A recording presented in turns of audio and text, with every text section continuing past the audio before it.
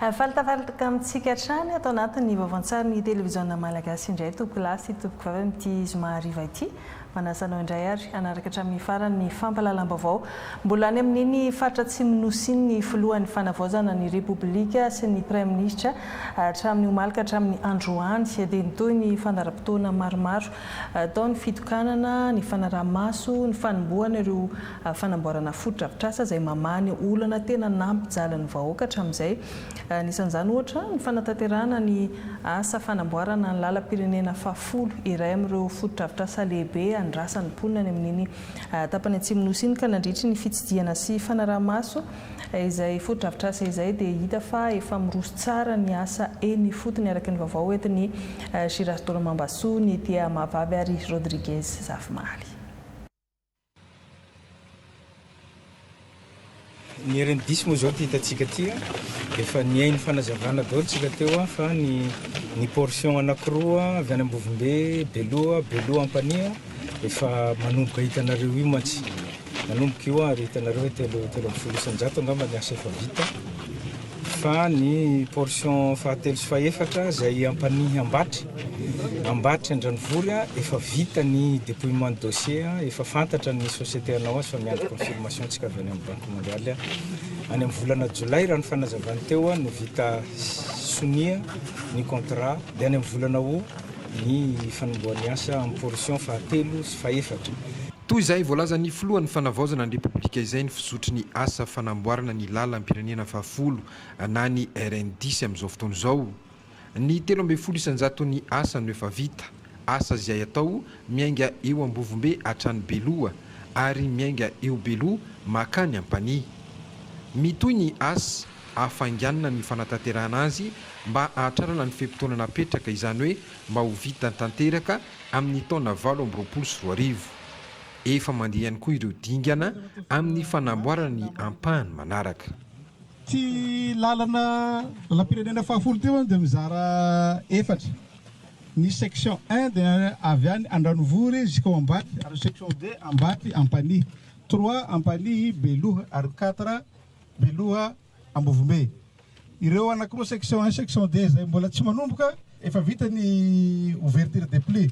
Efa fantatra lesy fa ny fomba fiasa amin'ny famatsiam-bolona toa ny banque mondiale ty moa zany misy étape maromaro zay vao tena atao hoe définitive attribué izy. Anala ny fahasarana ny mponina ny fahavitany ity lalam-pirenena fahafolo ity indrindra hitondra makany amin'ny fampandrosoana.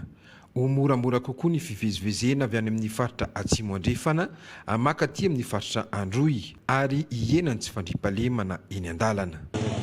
Zahay zany tena le mahita ay fa le tsara maay le lang hinanake. Fandravaro tsy nahavaro ay leta. Le mandeha Mvombe zahay tsiombe homba Mvombe le misy le roandro andala. Fa ny raty lalagna taloha. Hinany zao tsy ampy minitra ty takaragny tsiombe nahay Mvombe. Tena mety aminay satria mampivoatsy ny aminay anty Antsimo. Tsy nanao izao anay ty fanlalanjato tamin'le taloha. Tena fasika.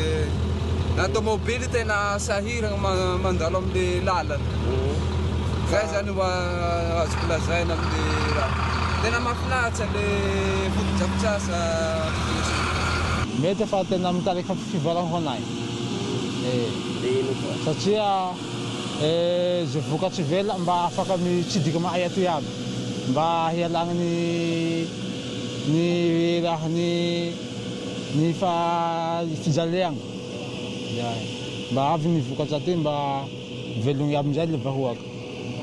Ny raha ty taloha satria nisy lavaka ty lalagna ty tsy entitra ny filohan'ny fanavaozana ny repoblika amin'ny fanajana ny kalitaon'ny asa tanterahiny eto. Ny ministera ny asa vaventy no manara-maso tsy tapaka ireo dingana rehetra fanatanterahana ny asa. Tafiditra ao anatin'izany ny fijerena akaiky ny kalitaon'ireo akora sy fitaovana ampiasain'ny orinasa. Eo ihany koa ny fanajan'ny orinasa ny feim-potoana izay ny fanarahany tamin'ny fitondram-panjakana.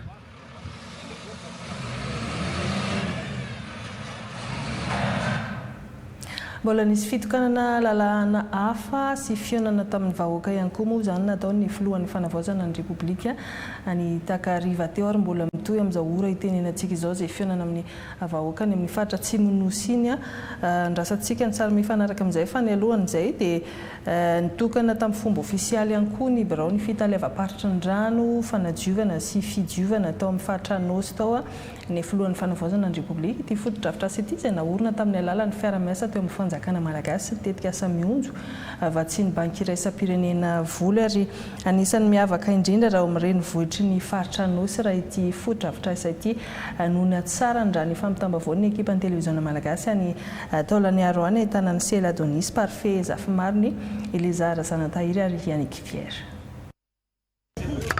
Amin'ny anaran'ny fiadidinan'ny fanavaozana ny Repoblika sy amin'ny anaran'ny vahoaka malagasy no azoako manapaka ty ruban-ty ho fanokafana ny bureau vaovao ny fitalevam-paritry ny rano fidiovana sy ny fanadiovana eto Taolagnaro ity.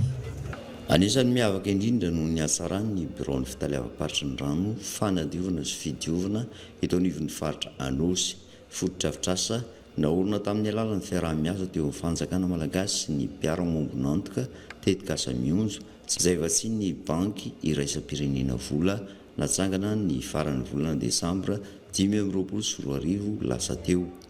Manamarika ny fitokisan'ny banky iraisam-pirenena any Madagasikara ny fizoroan'ny foto-drafitrasa tahaka itony. Ity trano ity dia noho ny banky iraisam-pirenena mankasitraka manokana ny banky iraisam-pirenena. Zao fotoana androany zao ny amin'ny mariatsika ny fitiavantsika handroso hiasa ao anatin'ny sehatra madio mahafinaritra mba hahafahantsika mandroso makany amin'ny fanavaozana tena izy tokoa. Fitiavan-tanindrazana dia efa manakaiky ny fahaenina amby roapolo ny volana Jona dia mbola mandrisika antsika mpiasa mpanjakana indrindra ny mpiasan'ny rano ato efa hitako manao akanjo gasy dia mandrisika antsika rehetrarehetra mba hitian'io akanjotsika gasy io fa ny firenena tsy tiany mahizy azy ny firenena tsy tiany kolotsainy firenena tsy handroso velively izany.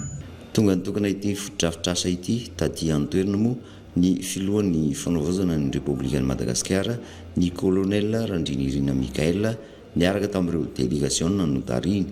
Manentana sady moa ny ministra tompon'andraikitra ho fikozakozana ity foto-drafitrasa ity ary koa ny ampiasana azy amin'ny fomba aradrariny ho fanompoana ny mpiray tany. Izay zany aloha ny vaovao tonga eto am-pelatanantsika mahakasika ny akondian'ny filohan'ny fanavaozana ny Repoblika any amin'ny faritra Atsimo Nosy iny fa mikasika ny fanarahantsika ny mondial ny fiadinan'ny tompon-daka eran-tany ho an'ny baolina kitra izay ankafizin'ny akamaroantsika malagasy nosokafana tamin'ny fomba ofisialy omaly na rahantsika mivantana teto amin'ny TVM dia overenantsika ofitinina kely ato anatin'ny vaovao-tsary ny lanonana omaly niaraka tamin'ny lalao tao anatin'izay fanokafan'izay nahita ny fandresena voalohany ho azy Meksika pampetrano omaly nandritriny lalao fanokafana iny lavon'izy ireo tamin'ny sarono ohatry Afrika Atsimo ho an'ny lalao an'ny vondrona A izay ihany dia resan'ny Korea Atsimo tamin'ny sarono iray ny Repoblika Tchèque iverenan'ny kanto Ranavarson ofitina amintsika izay lalao roa izay.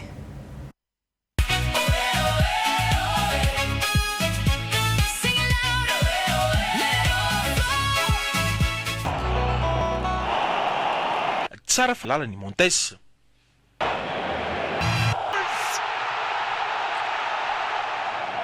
Basically the same sequence and how Czechia scored their first. Mitarika vonjomaiky araka izany ao anatin'ny vondrona A i Meksika pampetrano manana isa 3 amin'ny Afrika Atsimo.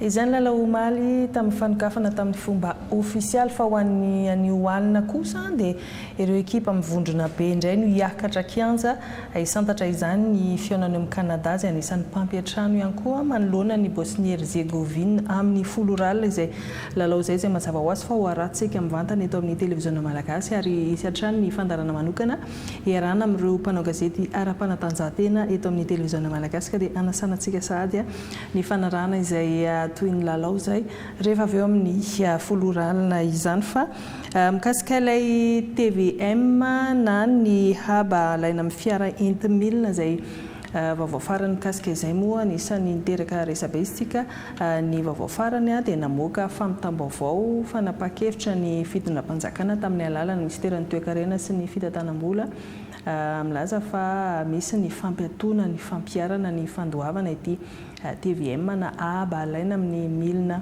amin'ny fiara entimilina ity voalaza ao anatin'izay fampitam-baovao zay fa averina hodiniana hoentin'ireo solombavam-bahoaka mandritra ny fiverenana-potoana izay volavolan-dalàna mifehy teti-bolam-panjakana 2024 ny mahakasika izay ka tokony foanana satria tsy mifanaraka amin'ny laharam-pahamehana izay faritan'ny fitondrana ny fanavaozana araka ity fampitam-baovao ofisialy ity izay hotaterin'ny Vola Rafarasoa.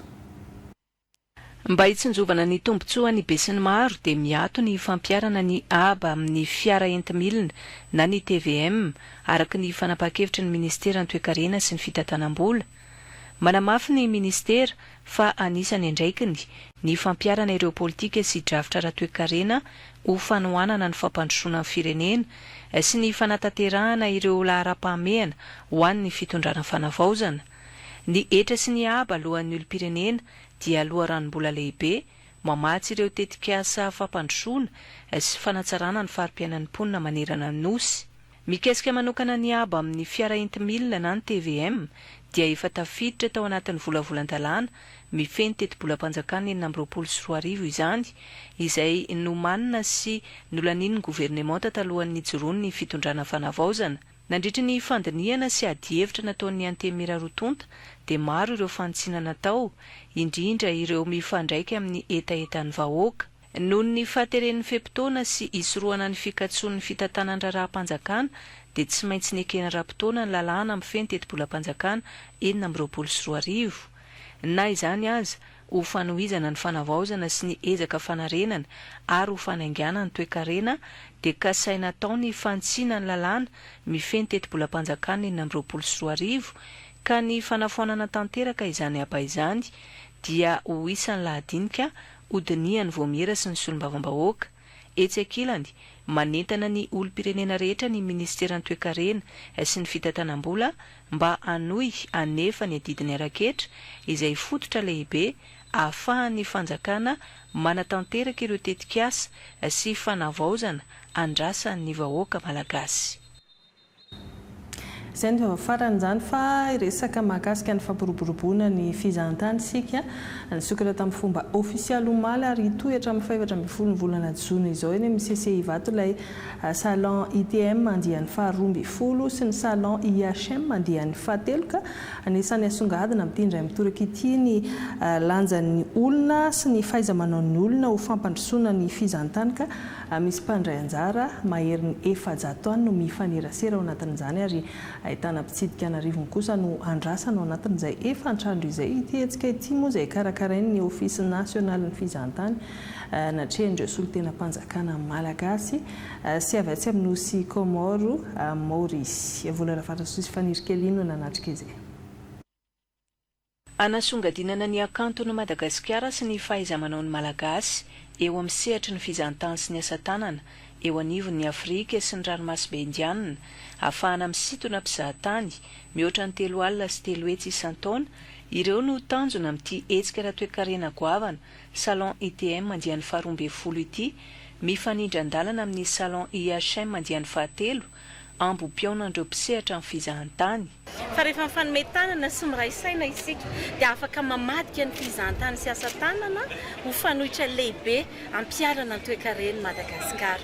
Ary ao anatin'ny efatrandro dia afaka atakatra sy ahita isika hoe arena tovozina tsy mety lany ny arena nanan'ny firenena ny famadihana azy ho lasa loharanon-karena iantraiky amin'ny fiainan'ny malagasy no tanjonsika ka dia mino zay fa anamora ny sehatra rehetra ireo département ministériel mifandray amin'ny fizahantany sy asa-tanana ahafahantsika mirozan'izay famadihana azy ho loharanon-karitra ho arenan'ny Madagasikara izay. Olo be dia be koa ny ezaka ataon'ny ministera efa fantatsika ataon'ny mpisehatra rehetra zay aloha tamin'iny efa bolana voalohany iny fa inona rehefa be lehibe ny tonga amin'izao fotoana izao a misy ny ezaka atao fanatonana ny croisière samihafa tena hoe zay ezaka rehetra azontsika atao ekarana ambonin'le 3 alina sy 3 hetsy dia ho ataontsika any amin'ny farany taontsika mifankahita hoe naomby sa tsy naomby ny paikady a mitondrantsika ny fizahantany sy asa tanana teto Madagasikara. Lara-pamehan'ny fitondrana fanavaozana rahateo ny fampiroboroboana ny fizahantany sy ny asa tanana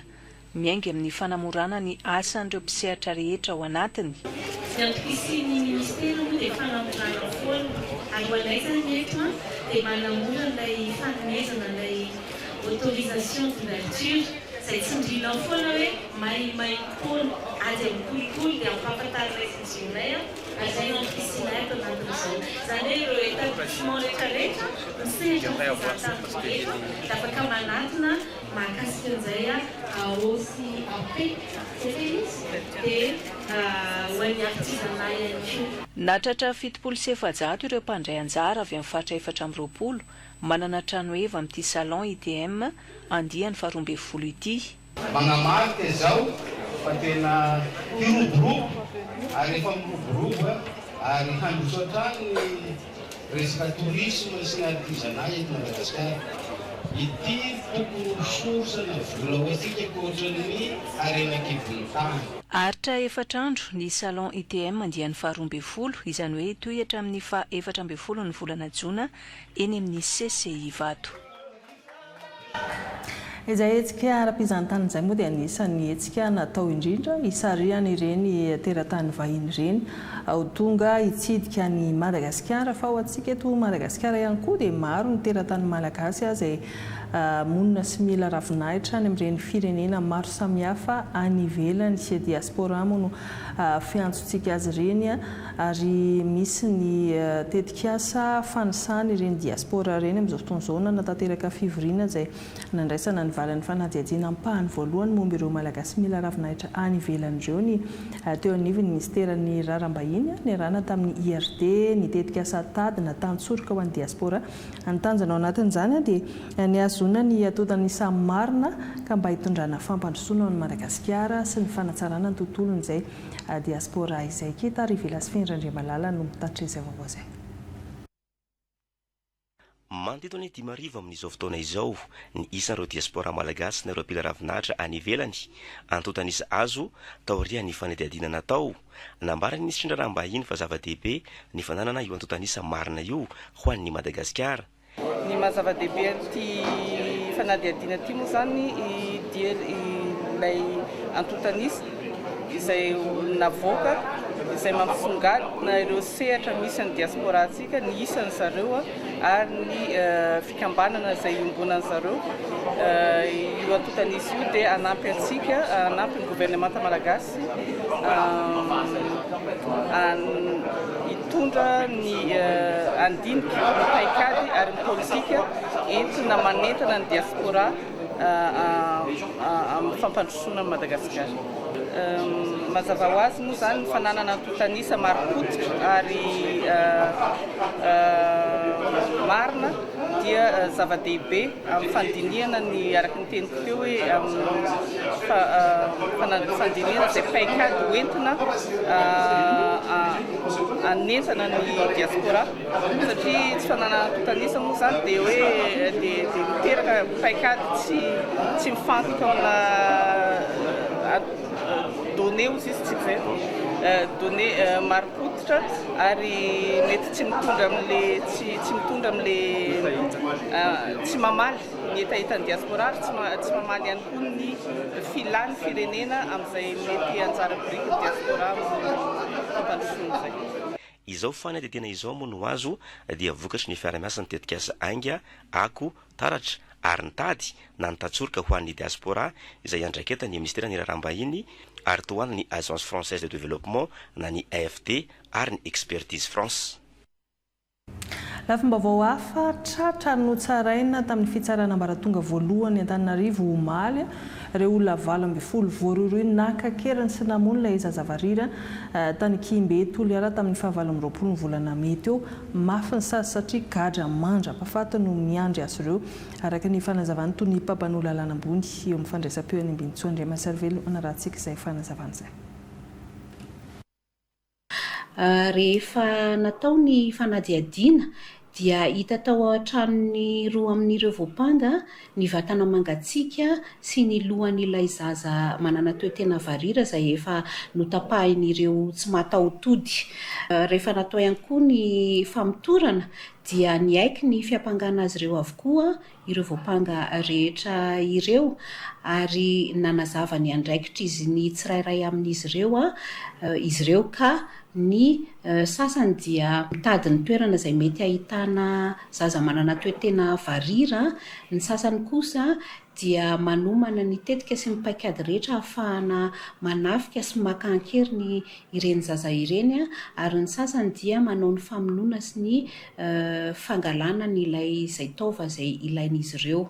Mitohy ny fanadiadiana ary efa eo am-pikarohana ny tompon'antoka amin'izao famonoana zaza amin'ny fomba feno abibiana izao ny fitsarana sy ny mpitandro filaminana. Ireto avy ny fiampangana izay nianjady tamin'ireo voapanga ireo. Fakana ankerin'ny zaza ny afara tamin'ny fahafatesana izany zaza izany. Izany dia voatondro fahaizany adiminy fa 5,700 ao amin'ny fehezan-dalàna famaizana. Faharoa, varotra tsy ara-dalàna taovan'olombelona na trafika d'organe izay voatondro ny 520 ao amin'ny lalàna miady amin'ny famarinana olona ary fidirana amina fikambanan'olon-dratsy izay voatondro fahaizany andininy fa 420 ary 520 ao amin'ny fehezan-dalàna famaizana. Fidirana ponja mandra-pahafaty no sazy miandry ireo voapanga ireo. Nampidirina aponja vonjimaika any amin'ny fonjabe Anatsiafa ny 40 amin'ireo voapanga ireo izay lehilahy ary any Tamora kosa ireo vehivavy anankiroa. Eto dia mampitandrina ny fitsarana ho an'izay olona mbola mikasa anao fakana ankerin'ny sy famonoana ireny zaza manana toe-tena varira ireny satria dia efa fantatra amin'izao fotoana izao ireo tambajotra izay manao azy ireny. Ny fitsarana dia ampiatra ny lalàna ary mafy ny fampiarana izany satria tafiditra ao anatin'ny politika mpanjakana itony karaza-keloka itony ary tsy hanavahana na iza tafiditra amin'izany raharaha izany. Izay amin'iny fa resaka fakakefitra ho an'ny tanora isika ho an'ny tany mifaritra Anosy dia nitotosaina taolany aro tao ny fanatanterahana izay fakakefitra izay ho an'ny faritra ka nanokatra izany tany itoerana ny ministry ny tanora sy ny fanatanjahantena araka ny famitamba-bao ny Elizara Zaratahiny sy Sela Adonis. Tsy natao hijery fotsiny ny fiainam-pirenena ny tanora fa kosa natao hitondra ny anjara birikiny eo amin'ny lafin'ny fampandrosoana. Manana andraikitra goavana araka izany izy ireo amin'ny hoavin'ny tandrazana iombonana. Laharam-pamena ho an'ny fitondrana ankehitriny ny ahafahana miaino ireo feon'ny tanora mba hatongavana amin'ny fanovana tena izy. Tsy diso anjara tamin'izany ireo tanora atao anatin'ny faritra Anosy ka ny minisitra tompona andraikitra mihintsy no tonga teto Tolagnaro nanokatra ny lanonana tamin'ny fomba ofisialy. Maro moa ireo hetahetan'ny tanora atao anatin'ny faritra Anosy ho an'izay sehatry ny fampandrosoana izay araka izao araintsika izao. Zahay tanora azo ametsara fitokisa, azo ametsara izay rehetra apetraka aminay fa vitanay tanora zay. Androany ho tanteraka eto amin'ny renivohitsy farampifa izao ny concertation izany hoe fikarohan-doha ho anay tanora. Dia ny hevisinay rehetrarehetra izay mentany amin'ny kapitaly any zany angatahanay mba sy hatao ambandraha fa hasiandrajany izay hevisinay lastatiky indrindra fa zahay fahatsanosy. Namaly izany avy hatrany ny ministry ny tanora sy ny fanatanjahantena Rasambany Alain Désiré. Ty fakakevitra ty dia tsy sakisaky. Tsy eo programa napetraka fotsiny fa safidy politika tsy matsy ataotsika io. Ary manomboka amin'ny tanora zany ary afara amin'ny fakakevitra zay iraisakitrarehetra. Tsika tanora dia manana vavy mamelatra ary tsika tanora dia natao izay ny antony mission principale napetraka aminay mitaraka ny fifamoivoizana anatanteraka ny fifamoivoizana hatrany farany mampananteranareo fa tsy misy olatsaka ny hevitra avy aterinareo fa tsy maintsy andesika anaty fokaoam-pirenena izay iraisantsika am'lesi maro zay tarity ny FFKM ary hamoray ny ministère misana ny fondation. Fantatra fa ireo fehi-kevitra mivoaka eto dia hoentina amin'ny fikaonandoam-pirenena io izay ho tanterahina tsy ho ela. Fa efa mianoka tanteraka anatin'ny fankalazana ny faha-enambempolo taona niverenan'ny fahaleovantena sy ny fijoroan'ny folo alina malagasy ihany koa isika amin'izao fotoana izao ka antondra fanazavana ny komity mpikarakara izay fetin'ny 24 jona izay nampatsiahy ireo mahazava-dehibe ny fananganan-tsaina sy ny fitafy maneho ny maha malagasy mandritry ny fetim-pirenena izay anetana ny foloan'ny fanavaozan'ny repoblika ny rehetra hatrany araka ny vaovao etany Vola Rafarasoa fandraisam-peo ny fanirandriamanana. Ny mampiavaka nyity fankalazana ny faha-enambempolo taona ity dia ny voalohany indrindra aloha manana hira fanefitsika amin'ity faha-enambempolo taona ity izay efa henonareo mandeha eny amin'ny aina aman-jery eny izay mivoy ny fiombonana ny firaisan-kina sy ny fifankatiavana ary ny fiarah-mientana amin'izao faha-enambempolo taona izao ary indrindrandrindra ny fitiavan-tanindrazana. Raha ny fandaharam-potoana ihany koa dia namena vahana ny lafiny rehetra ny ara-kolotsaina ny ara-panatanjahantena ary mazava ho azy ny fankalazana faha-enambempolo taona dia ny afomanga sy ny matso lehibe amin'ny 20 sy ny 20 jona. Raha ny mahakasika ny amin'ity herinandro ity zany dia manomboka amin'ny zoma izao ny festival des arts martiaux na ny aiady ao amin'ny Palais des Sports eo Mahamasina. Io hetsika moa dia tsy andoavam-bola fa ary anasana ny olona rehetra ho tonga anatrika sy hijery izany satria mahaliana dia mahaliana tokoa fa ireo hery fiarovana sy filaminana no andray anjara amin'izany aiady izany. Eo ihany koa ny sabotsy izao ny fanokafana ny kermesy ny tafika sy ny village culturel izay ahitana ny kolotsaina malagasy avy any amin'ny faritra rehetra. Ho hitantsika ao ny kermesy ny tafika izay efa mampalaza ny tafika hatramin'izay ny fanaovana ny kermesy io izay ho totosaina ao amin'ny stade Barea izy ity amin'ny ity taona ity. Ny fanokafana ny ara-panatanjahantena zany dia misy ny tsipikanety be izay atao eny Ankatso anomboka amin'ny sabotsy ihany koa ary ny famaranana dia amin'ny alahady. Eo ihany koa ny lalao baolina kitra izay anisan'ny taranja ara-panatanjahantena mampiray ny maro na ny eto an-drenivohitra na ny any amin'ny faritra dia isy ihany koa lalao baolina kitra izay ho totosaina efa nanomboka izany lalao baolina kitra izany ary mbola hitohy ihany koa amin'ity herinandro ity. Ny alahady ho avy izao dia isy ny antsa-piderana lehibe eo amin'ny kianjan'ny Mahamasina Barea. Anisan'ny hetsika ara-kolotsaina ampiavaka an'ity fankalazana faha-enambempolo taona ny niverenan'ny fahaleovantena sy ny nijoroan'ny folo andahy ity.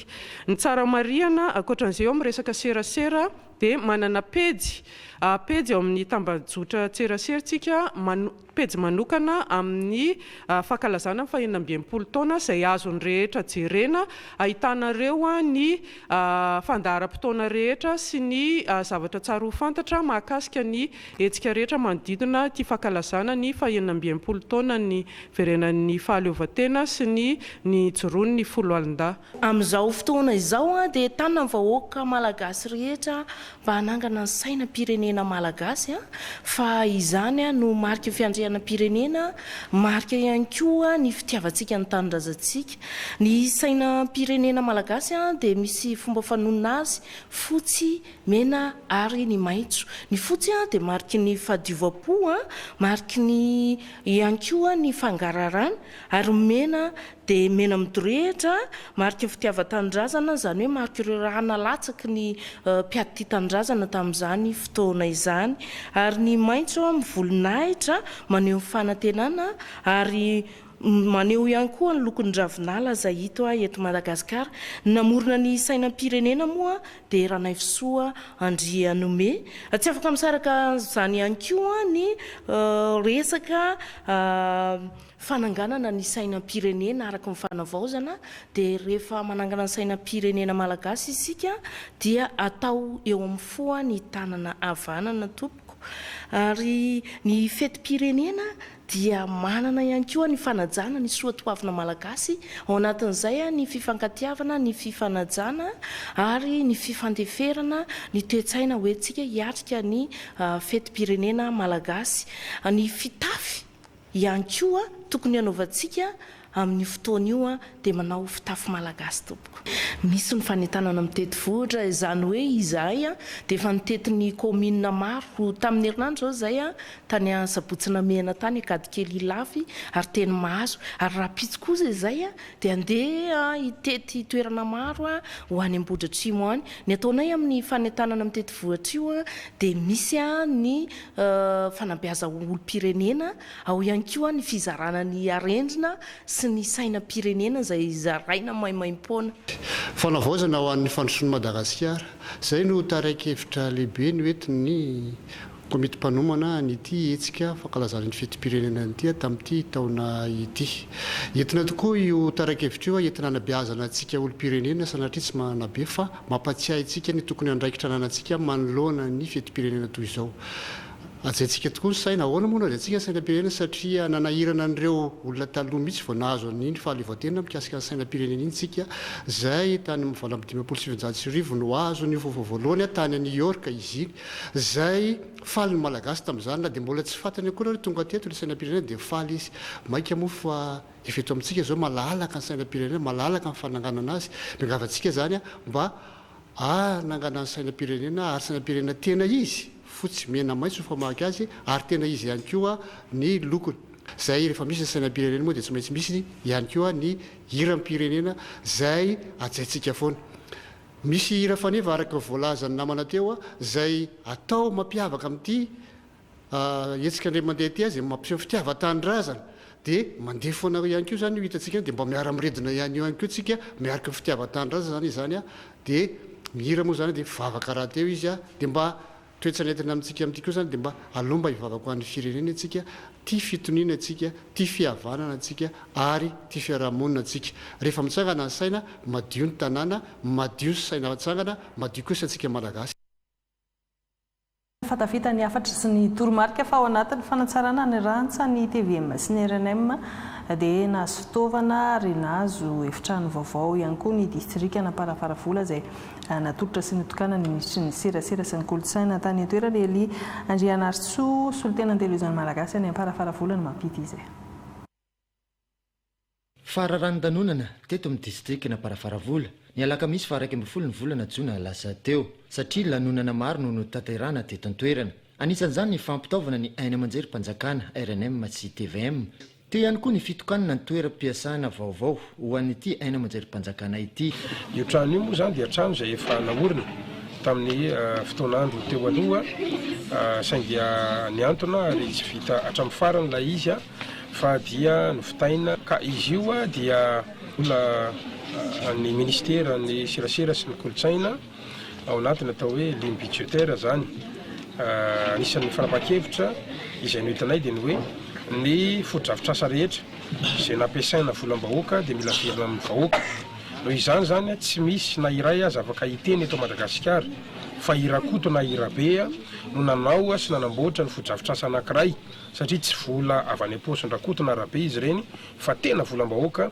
Noho izany averintsika ho an'ny vahoaka ny volam-bahoaka. Anisan'ny nataontsika ihany koa androany dia ny fanolorana fitaovana dia tsy mety ihany koa zany ny tokana foto-drafitrasa nefa tsy misy fitaovana ao anatiny, tsy misy olombelona. Ny antsika misy nefa ny olombelona fa ny fitaovana isanany tsy misy dia nanolorana zany ireo ataontsika hoe kojakoja fampiasa amina birao sahala amin'ireny. Tsy hay ny tsisotra ny fitsidihana izay nataonao Andriamatoa Minisitra sy ny ekipa teknika rehetrarehetra miaraka aminao midadasika i Madagasikara dia ny mampifandray atsika dia nyresaka serasera dia ankasitrahana fely izay fanomezanao lanja ny distrikanay izay mba tsy olon'olona rery aty amin'ny faritra izay misy anay izahay fa avelanao misokatra amin'ny firenena rehetrarehetra indrindra maneran-tany. Ny anaran'ny fitaliavam-paritra ny serasera sy ny kolotsaina loatra mangoro sy ny délégation ny serasera sy ny kolotsaina parafaravola dia manolotra fisaorana voalohany ho an'ny andriamatoa minisitra sy ny ministeran'ny serasera sy ny kolotsaina tsy nanadino ary nanome lanja ny distrikana parafaravola tao anatin'izay hetsika rehetra natao izay. Nosafidiana manokana ny distrikana parafaravola ka dia midera an'izay hetsika nataon'ny ministera sy andriamatoa minisitra zay ny fitaliavam-paritra sy ny délégation eto parafaravola ary tena manolotra fisaorana ho azy ireo tamin'izay fijerena manokana nyty distrikana parafaravola sy ny faritra loatra mangoro ity. Mpitondra fanjakana maro taty an-toerana no nanotrina sy nanome voninahitra izao lanonana izao izay nitariny ireo solombavambahoaka voafidy tato anatin'ny distrikana parafaravola. Ankoatr'izay mbola nisy ihany koa fifaninanana vakodrazana hanomezana lanja indrindra izay sehatry ny kolotsaina izay ka nanolotra loka ho an'ireo mpandresy ny ministry ny serasera sy ny kolotsaina araka ny famitambavon'ny ekipa ny televiziona malagasy any parafaravola hatrany. Manana ny kolotsaina mampiavaka azy ny foko sy anaka na ny eo amin'ny lafiny dia na ny eo amin'ny lafiny vakodrazana. Somary matoritory izany teo aloha ka nifoazy ny association ami eto parafaravola. Ka nisy ny fifaninanana vakodrazana izay nandraisan'ireo fikambanam-behivavy anjara. Ny volana martsa lasa teo no nanomboka izany fifaninanana izany ka ny fikambanam-behivavy miisa 12 no nandray anjara tany ambolohany. Ny faranana izany fifaninanana izany ny alakamisy 12 ny volana jona lasa teo ka ny ministry ny serasera sy ny kolotsaina no nanotrina izany famaranana izany. Efa ao anatin'ny politika ny ministera ny serasera sy ny kolotsaina ny fampiroboroboana ny kolotsaina ka izay no antony izao fanohanana nataon'ny ministera izao.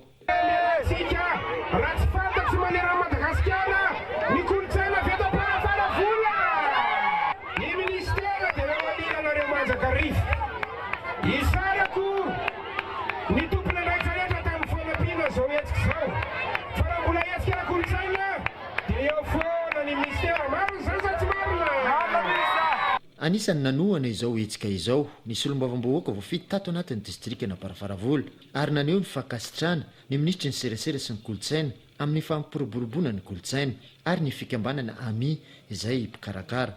Ny solombavambahoaka voafidy tato anatin'ny distrikana parafaravola.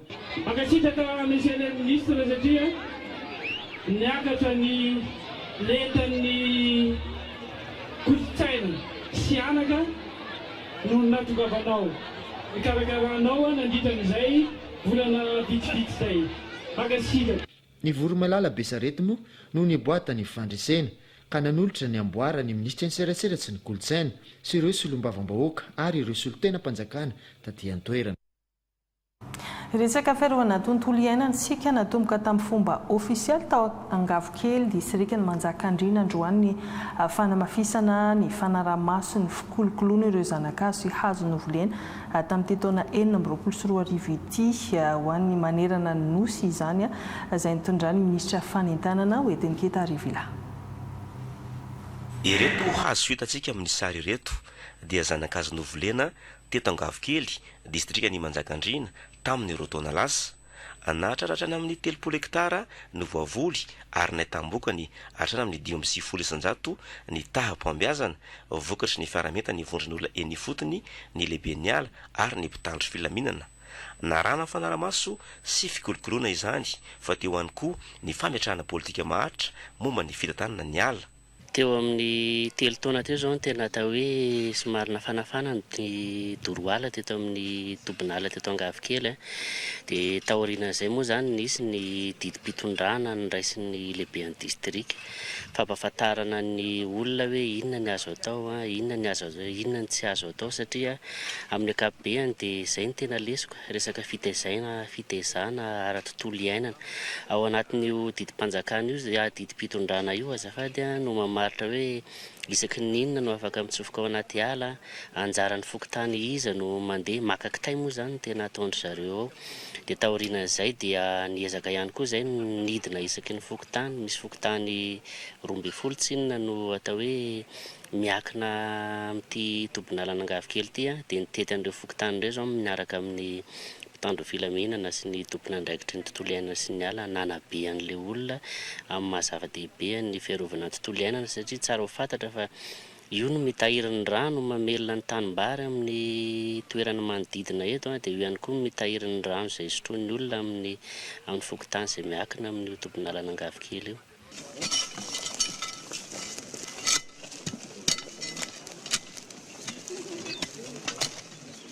Etsakilan'izay dia natomboka teto amin'ny commune Ambanivohitra sy Nandizana Carion distrika ny Manjakandriana ny fanomboana tamin'ny fomba ofisialy ny fanaraha-maso sy ny fikolokoloana ireo zanakazo sy ny hazo novolena raha ho amin'ity taona 2024 ity.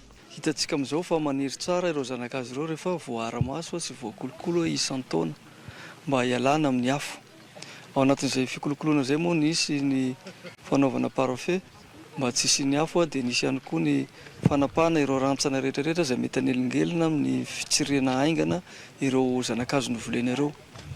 Hitantsika fa efa mananika ny 10 metatra, 1 metatra ny sasany teo anatin'izay fotoana izay noho ny fanaraha-maso. Koa eto dia manentina antsika vahoaka malagasy rehetra. Ny hazo volena dia tsy atsatoka fotsiny fa rana tatanina tahaka ny zazakely mandra-pahalehibe azy. Izany hoe kolokoloana ireo hazo ireo ary omena azy ny hery rehetrarehetra ahafahany mitombo aingana. Manentana ihany koa amin'ny afo satria efa fotoanan'ny afo izao dia tany isika vahoaka. Raha misy ny fahavalon'ny ala dia ny afo. Koa manentana antsika mba tsy handoro manakaiky ireny faritra rovana ireny indrindrandrindra sy ireo amin'ny toerana namboletsika hazo satria raha homay ny ala izay efa kely sisa eto Madagasikara dia tsy misy intsony ireo harena ho lovainy taranaka antsika any aoriana ary tsy ho tanteraka ilay anarana hoe lovain-jafy. Koa hitany isika tsirairay avy malagasy tsy ankanavaka arenana iombonana ny ala ary arena mitondra soa ho an'ny vahoaka malagasy na ny vahoaka miaina amin'izao fotoana izao nareo taranaka handiby antsika any aoriana. Novatsiana fampitaovana ihany koa teto ireo mpiara-mivantana ny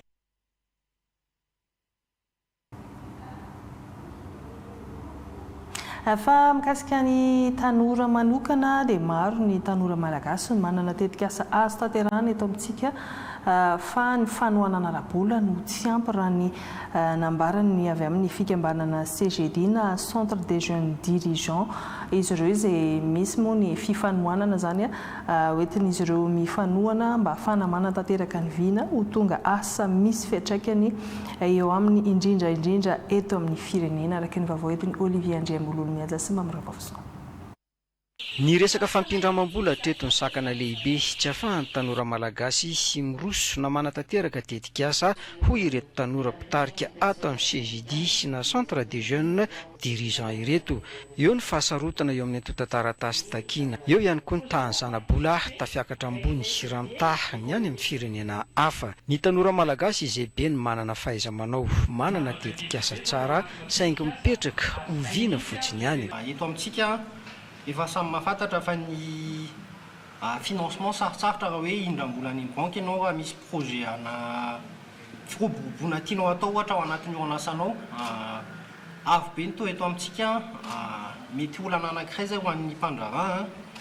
Eo koa ny olana ara sosialy sy politika eto misy eto amin'ny firenena be da be ny compétence ananantsika eto Madagasikara anany tanora eto Madagasikara izay ahafahana mampirobo ny tsiraray sy ny orinasa izay tian'ny tanora fofofono.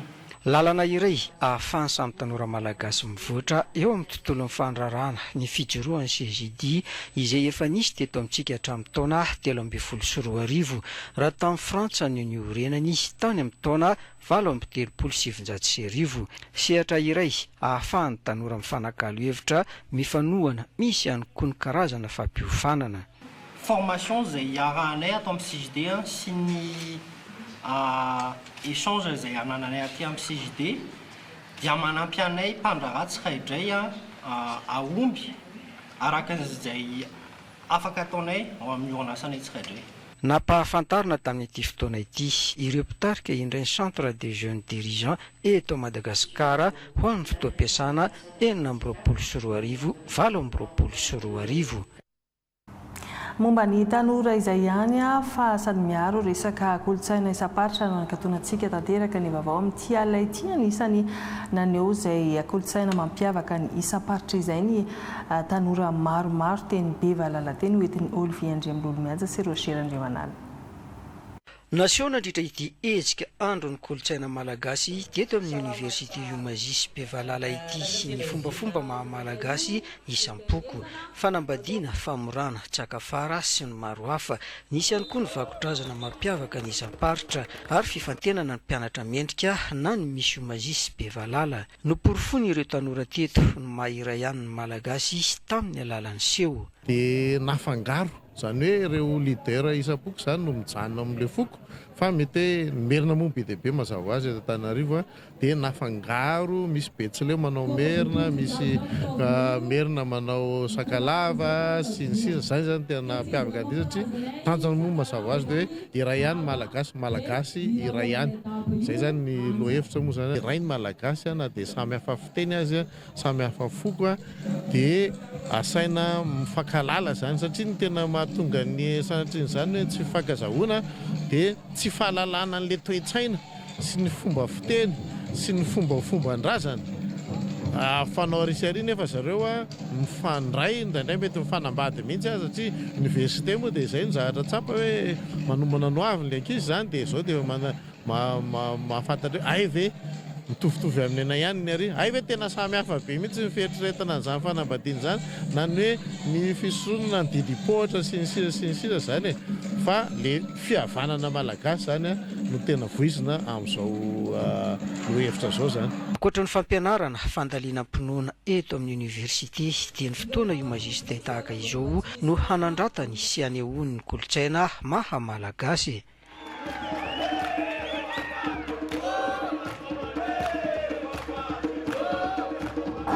Manana kolotsaina samihafa arena be tokoa ny isika eto Madagasikara ka izay nentsika manakatona tanteraka ny fiarana tamin'ity an'ilay ity angasitrana feny isika tsirairay tany tokantrano tany nanaraka ny vaovao hatramin'ny farany aza mbola misaraka amin'ny televiziona malagasy satria mbola nanaraka hatrany ny lalao baolina kitra ao anatin'ny mondial isika hialoavana fandarana manokana iresana an'izay tontolo ny baolina kitra izay sy ireo fandarana samihafa eto amin'ny televiziona malagasy mandrapiana amin'ny rampitso tahaka izao indray ary toko klasy toko